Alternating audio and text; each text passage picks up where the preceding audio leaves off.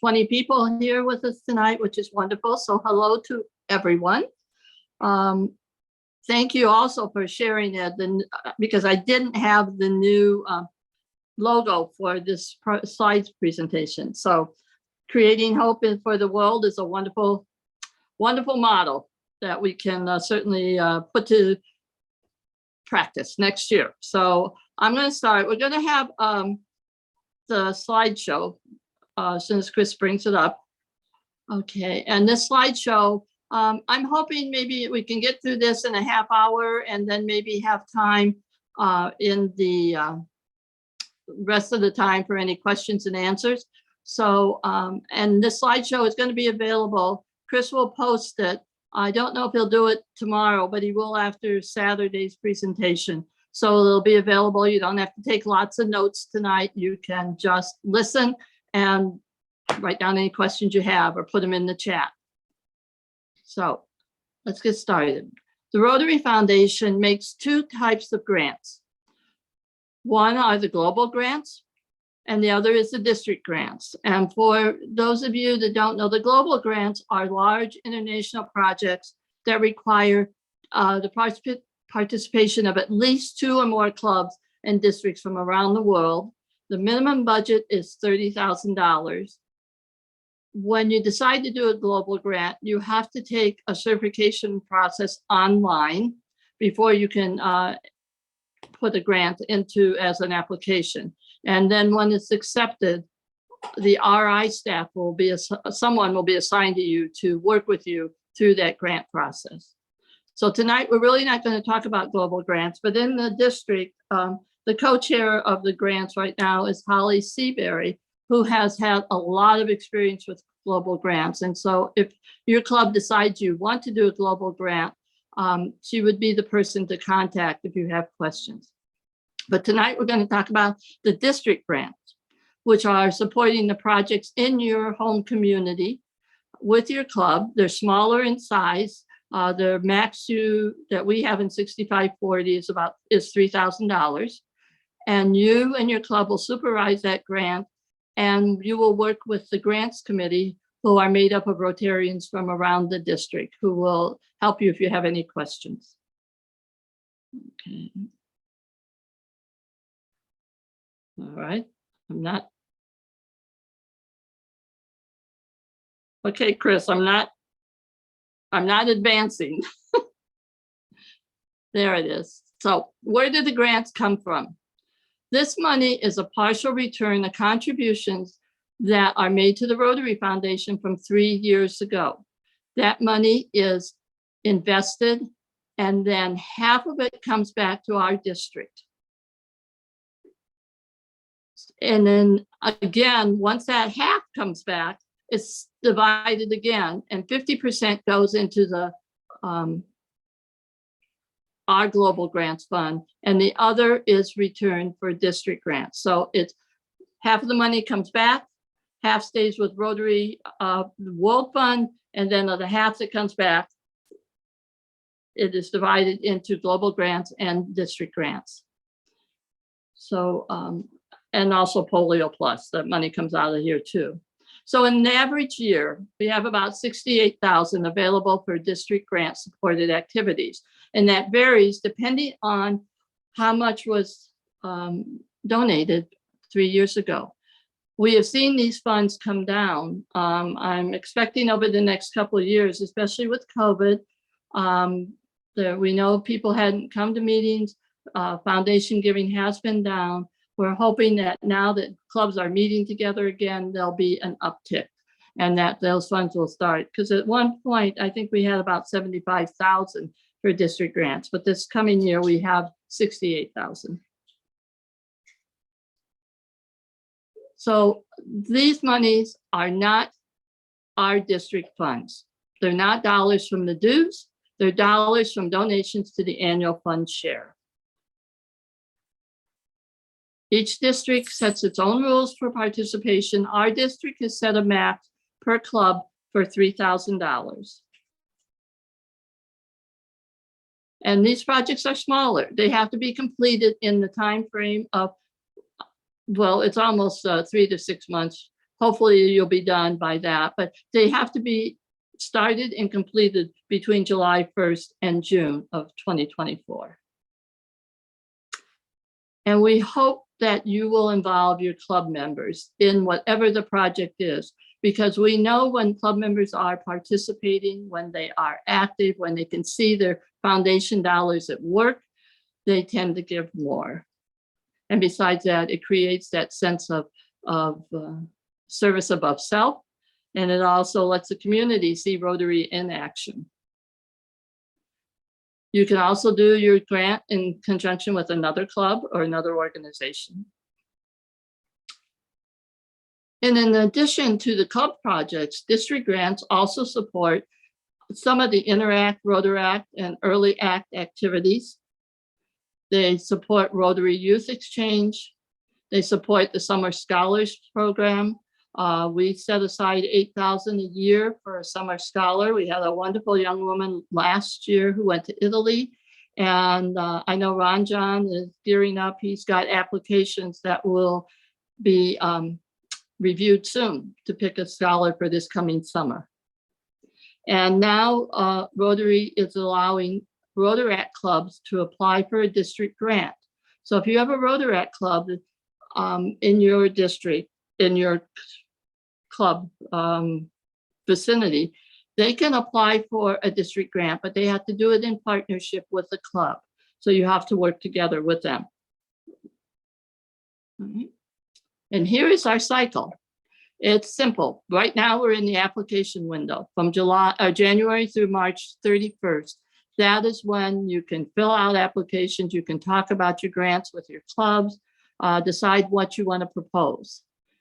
In April, they are reviewed by the grant committee, and the grant committee may come back and ask you some questions. They may ask for more information, but they will review. We'll also look at how much money we actually have to spend versus how much money we're being requested.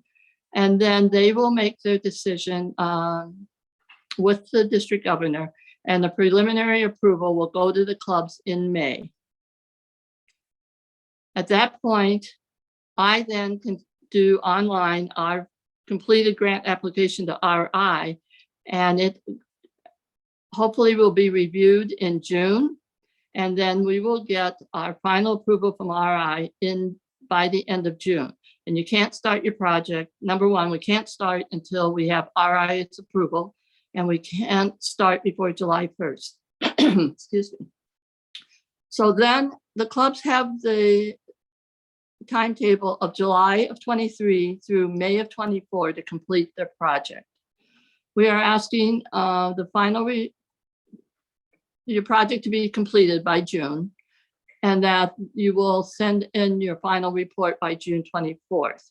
Because if we don't get the final reports from you, then I can't submit the final report to RI. It just holds up the entire project because they won't approve the next year's grant cycle until all the grants from this year are in, the report is done, and then we can move on. And you will get paid. You will get reimbursed for whatever expenses up to the amount you approved after your final report is submitted. Okay. And so your project has to fall under one of the foundation's 7 areas of focus. This is, water, sanitation, hygiene, maternal child health, education, peace, and environment. And you will be asked on your grant application to choose one of those. Excuse me. And we all know that so many of our projects could mean more than one area of focus. You can have maternal and child health that fits under healthcare, could fit under education and literacy, but you as a club have to choose what you think is the one that best meets the focus of your project, because I have to submit that with your grant application. And I don't want to have to try to second guess, neither does the grant committee, what focus is your project. The grants, as I said, the reviews will ask questions. We may seek revisions, and you'll get your preliminary okay. And we know that we will have more requests than dollars available. And we may have to reduce that to match what we have. And it is true that because these are foundation funds from the annual fund share, that clubs who give more generously to the foundation have a better chance of full funding.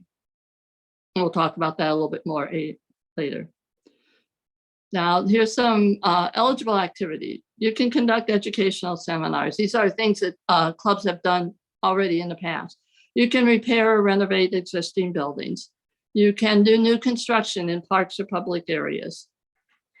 You can purchase equipment for organizations. You can fund backpack programs. These are only a few.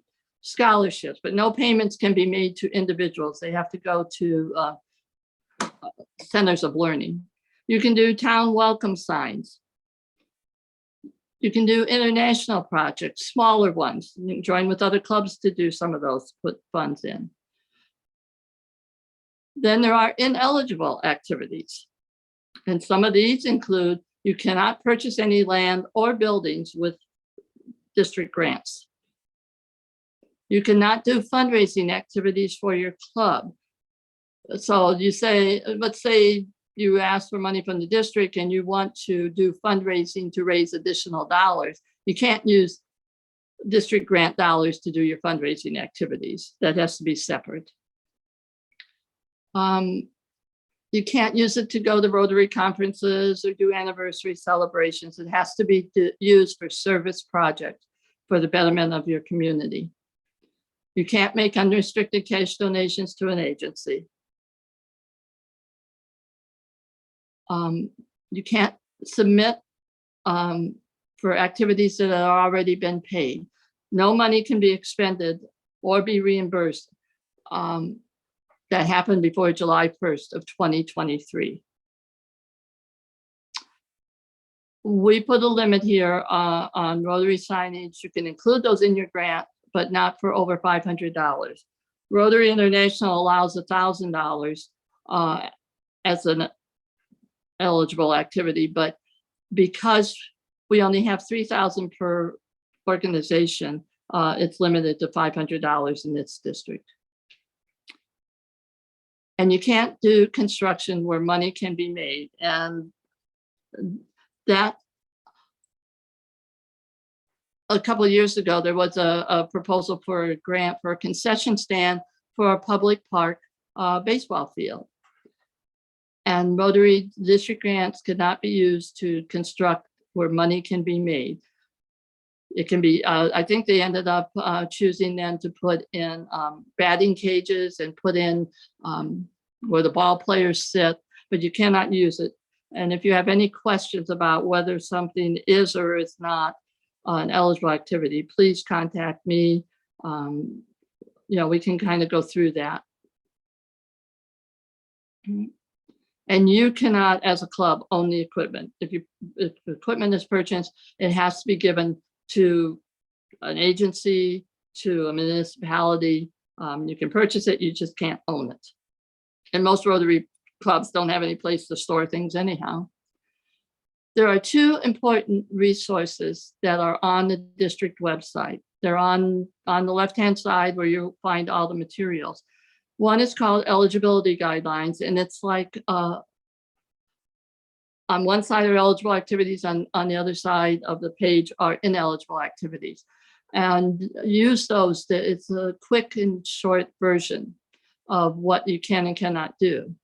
There's a longer paper that's called Terms and Conditions for Rotary Foundation District Grants.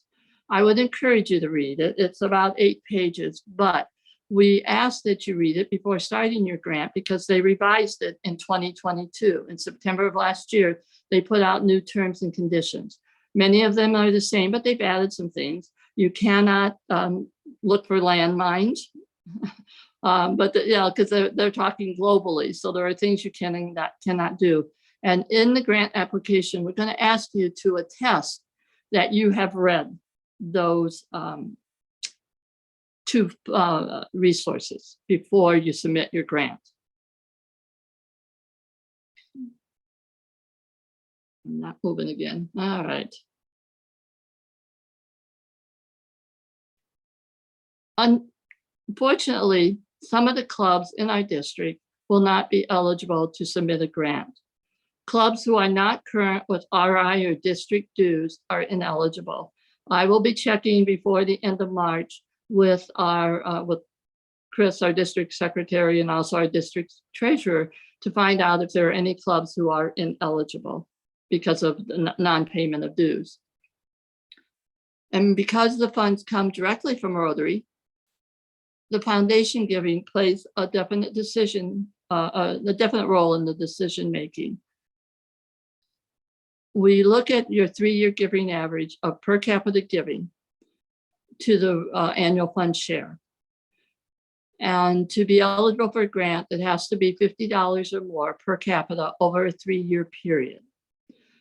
And if it's below that, then that club will be ineligible for that year. And we really encourage them to try to get to that baseline level. Any of us, I know when your district governor comes out, he will be talking about, Ed will be talking about giving to the foundation through your annual fund share. Ron John, as the district foundation chair, will be sending things to your club foundation chair. Any of us, I'm willing to go out and talk to a club. In fact, Barbara from the Chesterton Club, I'm going out talking to them next Tuesday about foundation giving and how important it is. Because there's not a better term on your investment, because in the grant, you can ask for up to 75% of the budget of the grant. And where in the world when a club gives 25 cents, can you get 75 cents return on a project? That's amazing. So you can leverage that money to help your community. And any new club in the last 5 years will be exempt from this giving requirement to help them build up, because it takes a while, because you're educating your new members about the need for the district grants and giving to the foundation. You can coordinate with other clubs or other organizations, especially if a project's too big for your club. You can ask for help, or you can join together. And multiple clubs can submit grants for the same project. They just can't pay for the same things in that project. We had a club that did a playground. So some of the clubs, when they were working together, some paid for some activities, some or other equipment. So that's something that we really would want to talk to you. So if you are doing a joint grant, please contact us, because it takes extra planning and coordination. Your finance forms get more complicated. So just let us know if that's something you want to do. So you talk to us first. And then, as I said, the 4 clubs did a Habitat for Humanity playground several years ago. It was a huge project. And they participated and pooled their money, and were able to help build that playground. We had another 2 clubs who did a grant. And then several clubs gave to a water truck in Zambia several years ago. But what you need to do, or should do right now, is to plan your project.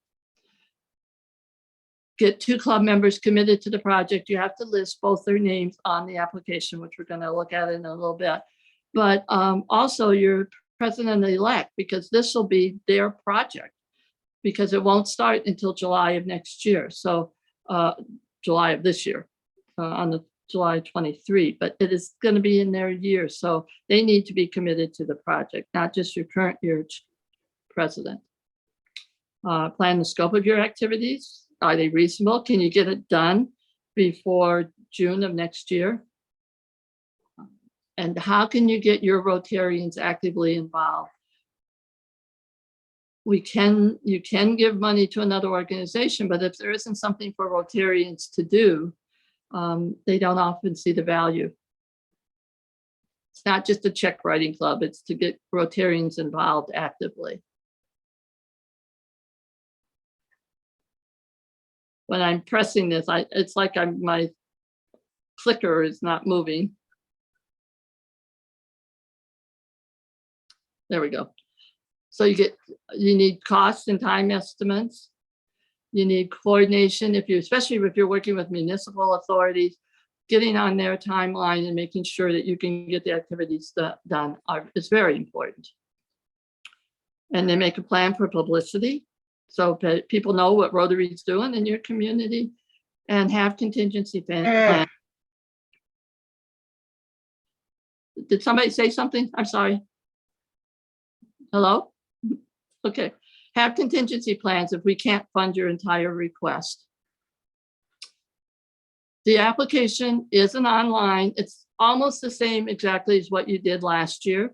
You got your club name, you got your club mailing address, you have primary and secondary contact information, your title, your description, who's going to be the beneficiary, your community needs, the area focus, the estimated start and completion date, who's participating, your budget and financing, and there's a template that will be an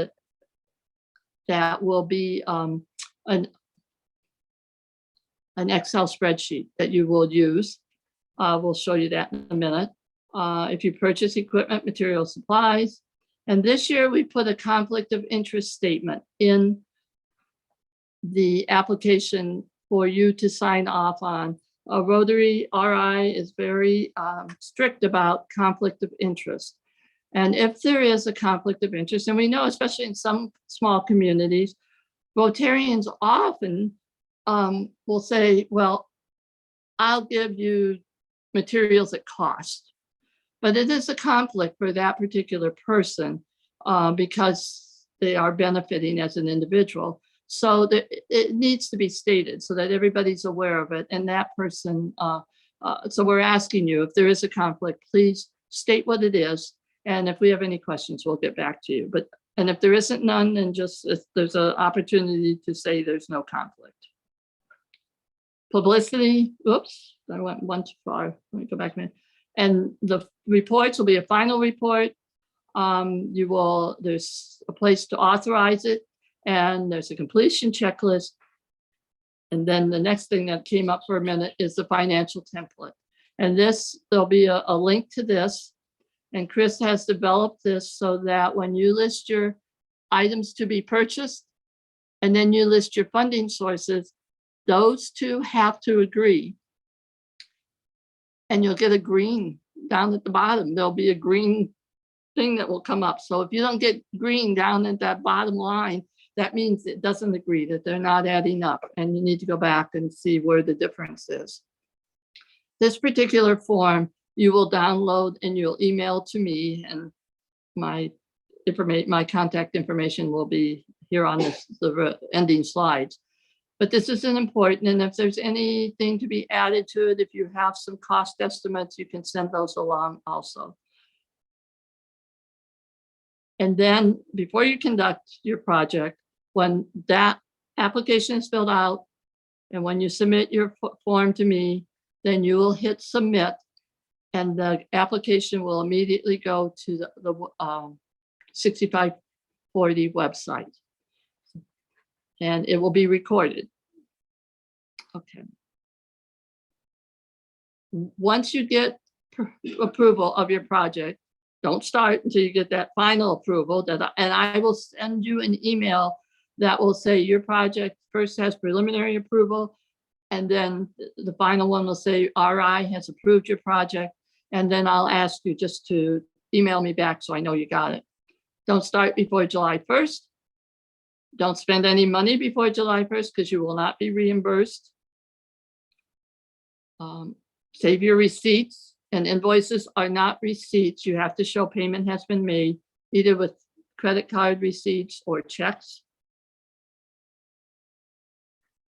Try to run as many expenses through your club rather than individual members, because I felt so sorry for one of the club members who was doing the final report of one of the projects last year, because the Rotarian who was purchasing it was its grocery list. So trying to find what expenses were Rotaries and what expenses belonged to the other Rotarian makes it very difficult to figure out.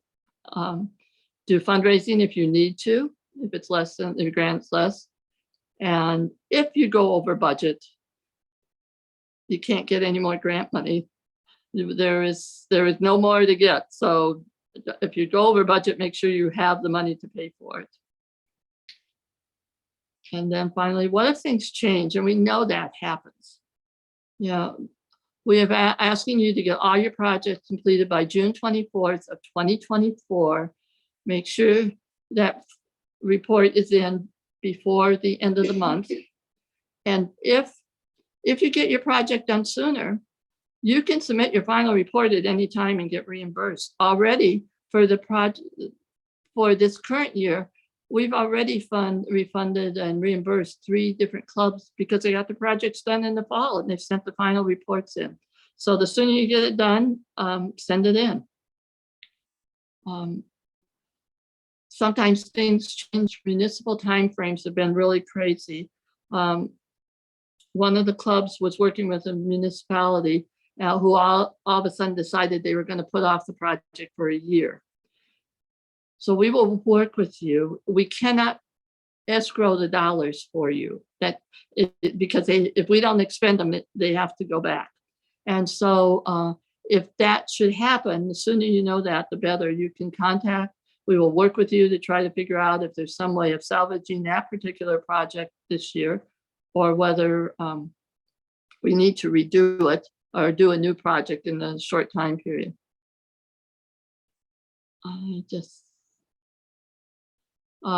Sometimes a key individual on a project leaves. That happens if you're working with somebody at an agency and all of a sudden they take a job somewhere else.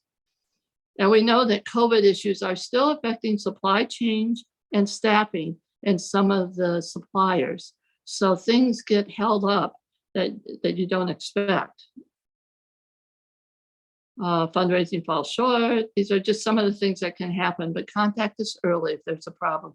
If you wait to June 24th and then say, well, we can't do this, what can we do? There's not a whole lot you can do in less than 38 days.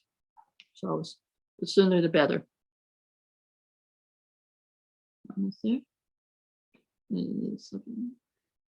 And sometimes grants just can't be done. The one club that had the municipal project, what happened with them was that we encouraged them to submit the grant for the next year. That we knew it was an approved grant. We approved it. RI had approved it, but we couldn't fund it in that particular year. But so we encouraged them to submit it the next year, and then it got done. And then your final report is also will be online. You describe what was done. And in all this, be succinct. We don't want 15 pages of what you've done. Just tell us what you've done, how you did it, how the money was spent, email copies of your receipts. If your treasurer writes a check, use the memo area to say it's for the grant. Make sure your numbers match, because if they don't match, you'll get it back. And in these final reports, in the application, you will round your dollars off because that budget is still preliminary.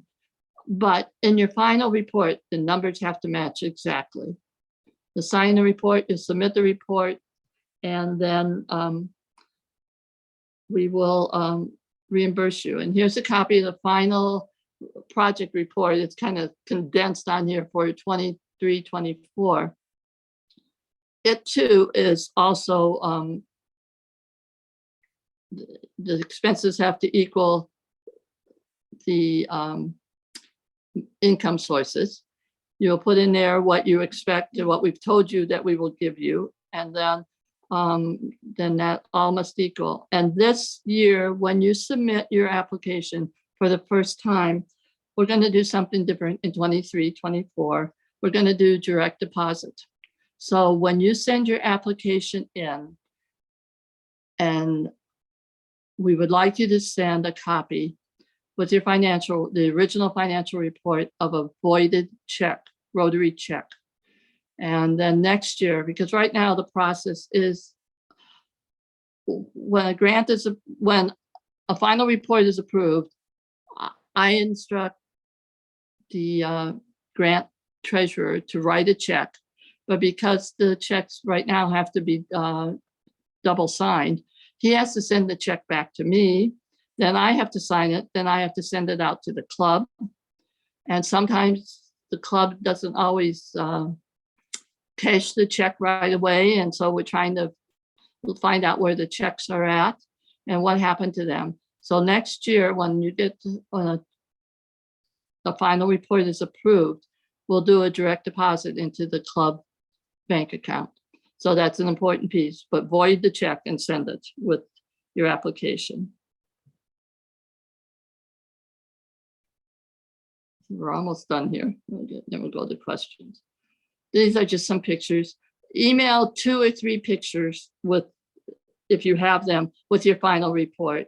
Please don't send me 2025 or so, because it's just 3 that tell the story, 2 or 3 of what your club members are doing, maybe what the final thing looks like, and just so that we have a history, because I know the club presidents, in fact, I know that I think Tim has asked some of you to prepare reports for when we have our celebration in April. So it's nice to have the pictures. Let's see the grant funds. It is a reimbursement. You got to spend the money before you get it back. Timely, these are just, and as I said, they will be direct in 2024. So that'll be in sometime in 24, you will be getting your check direct deposited, not this year. This year, we're still writing checks through the end of June when you get your 2020, 22, 23 grant check. It'll still be a regular check.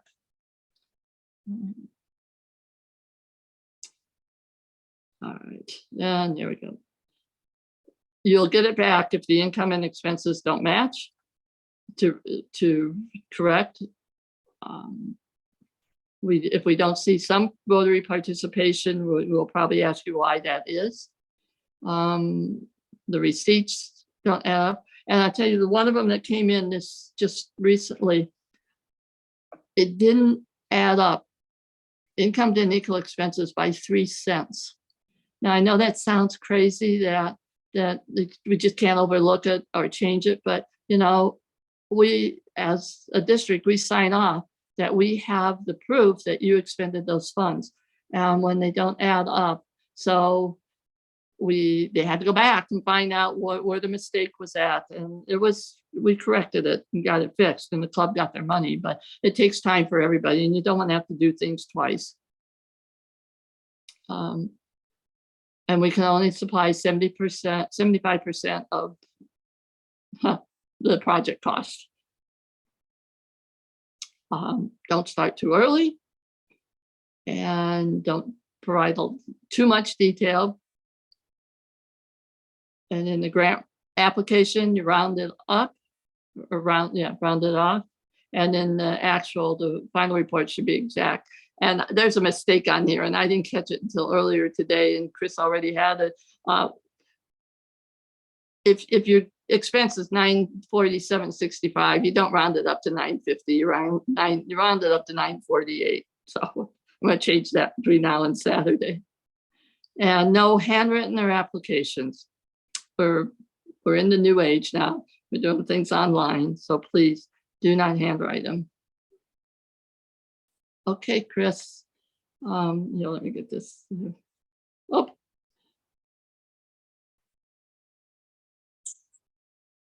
Okay, do I go? Well, we don't need it up for the question, so it's been, yeah. We can put that final page up. What time is it? All right, so we've got a little bit of time for some questions. Did any come in the chat?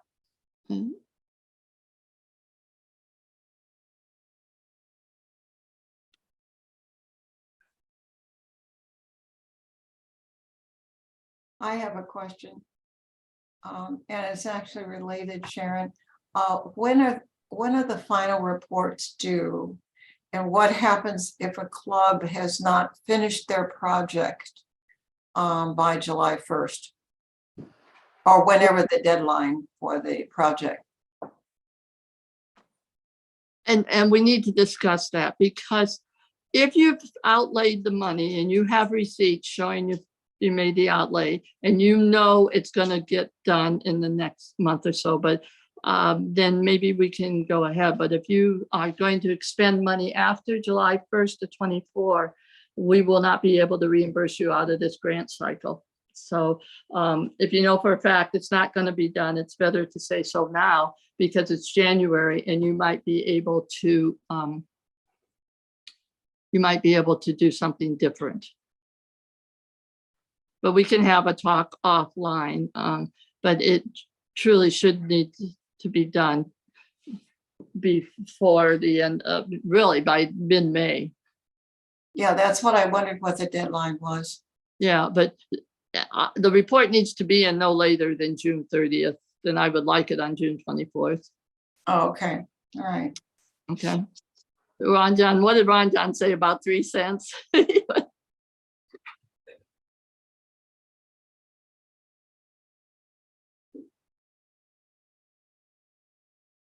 No.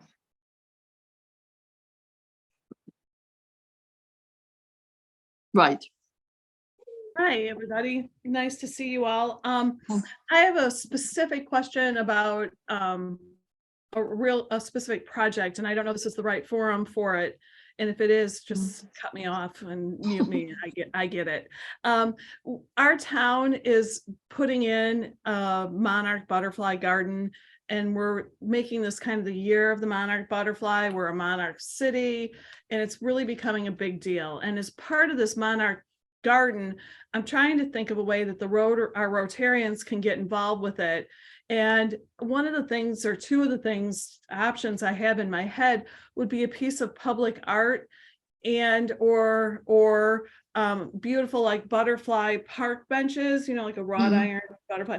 Is that something that the district grant would help support? Oh, yes. Yes, absolutely. You could do a public art sculpture, that would be part of the public park. You can do that. In fact, I'm thinking that in Butterfly Meadows here in Valpo, they have Yes. Rotary didn't pay for it, but they have a butterfly sculpture. And they may be able to tell you where it's a metal sculpture. It's very pretty, where they had it made. Yeah.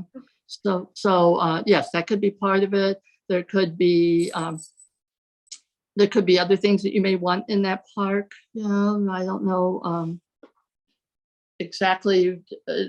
You plant flowers. You could buy the flowers like milkweed or whatever the butterflies are attracted to. You can do a paved path, and so yeah, there could be any number of things. Okay, it's really a community event, and I know Valparaiso is another one of I think there's 3 in Indiana that are monarch cities: Valpo, Dyer, and Munster. And the town is providing the milkweed. There's a landscape designer that's doing kind of the layout, so it'll be a combination of the milkweeds and whatever other flowers are monarch friendly, and just it should be a pretty garden. And we've got a nice piece of land. So I do like the idea of maybe even a pathway through the garden and then it's considered sponsored by the Rotary, correct? Well, you can have a sign. You could put a bench, the place for Okay. people to sit down. You could put benches and have a Rotary sign on the bench. You can't spend over $500 on a sign, but you could put that. And I'm trying to think where I saw a bench that was shaped like a butterfly, kind of with the wings in the back, and you could do that. You could, I'm trying to think. And I think Chesterton, Barbara's on here. They're doing a monarch Yes, we are. garden. We're just finishing that one up. And one of the things that we did, a lot of us went out and helped clear the land. It's down in the Coffee Creek, the huge $20 million park that's under development. So this was an element of it. We helped with spreading the seed and mending the soil. And we also have helped a little bit with the signage. They're making the signage. Mark Hopkins, who is in charge of this project, is making signage, and it will have a Rotary reference on it. It will have one of our gears on it. So we're real excited about next spring because we want to see all of this seed coming up out of the ground and making beautiful flowers and having lots of monarch butterflies. So I'm happy to hear about yours, Wendy. That sounds Yeah. great. Well, Yeah, thank you, Barb. We're just on the beginning stages, and it sounds like you guys too. It's a real collaborative effort. We've got, Mm. our historical society, our civic foundation, the public library, the Master Gardeners, the Wild Ones. I mean, it's really an exciting opportunity for the town in a piece of land it's just an odd piece of land. I think it'll, you know what I mean? It's one of we had that 45th Street underpass that just was Oh, put in, yeah. and Mhm. it created Mm. this little triangle, and we're thinking this will be lovely to go It there. will. it So sounds thank you. like it. If I need anything, Barbara, I'll give a call out to Chester. Yeah, So thank you. absolutely. Absolutely. Okay. Hey, Wendy, I got an idea for you. The Fort Wayne Botanical Gardens, the executive director spoke at our Rotary Club about a year ago, and they do a lot of work with the monarch butterfly. So you could reach out to him for any ideas. He might have something to suggest. I'm just saying that. Thank you. No, I'll give a call out there. I'll give a call out there. I appreciate it. Mhm. Thank you. Good luck. Yeah. Well, take Yeah. Well, pictures. thanks. Well, we'll see how it all comes together. So thank you. With the botanical in Fort Wayne, I think Nathan Cardelli is probably the best place to start there. Okay. If he's not the right person, he can direct you to the person. And then I have a question. So, and this is kind of this year and some things for next year. So we're doing this ambulance project for Huntertown. We're transporting the ambulance. So as a part of this, let's say that we buy gas of $150 because we're transporting it to Mexico. So if I have a receipt from the gas station, is that enough? Or do I need the credit card report stating we paid? Yes. the Yes, one- the answer is yes. You need the credit card that shows that you paid for it, Okay, or somebody paid for it, yes. okay, And that Hunterstown ambulance project is wonderful, and you refurbished it. I saw some of the pictures you had, and it's terrific. it took a lot longer than what we thought. I mean, we literally thought we were going to be done with it by the end of July, but it broke down on the way to Mexico. And so Oh, no. trying to get parts and those sorts of things. So literally this week it just was delivered. But actually that's we've actually through Huntertown, not in the grant process, but have delivered a couple other vehicles down there as well. Mhm. So the One World Medic partnership and having Brian Peterson as a member of that club is a really cool connection. That is cool. And at some point, you may want to do a global grant because you can ask for, the minimum for a global grant is $30,000, and Yeah. you can do bigger projects. But I think this one was really cool, and your club being so new and so active is just wonderful. We're ready to submit the paperwork, and I just have to go back to Brian and say, hey, I need some more information. Elkhart has a question, a raised hand. 3 people from Elkhart. Hello. Thank you. Hi, guys. Oh, back there. Question. Our project is gonna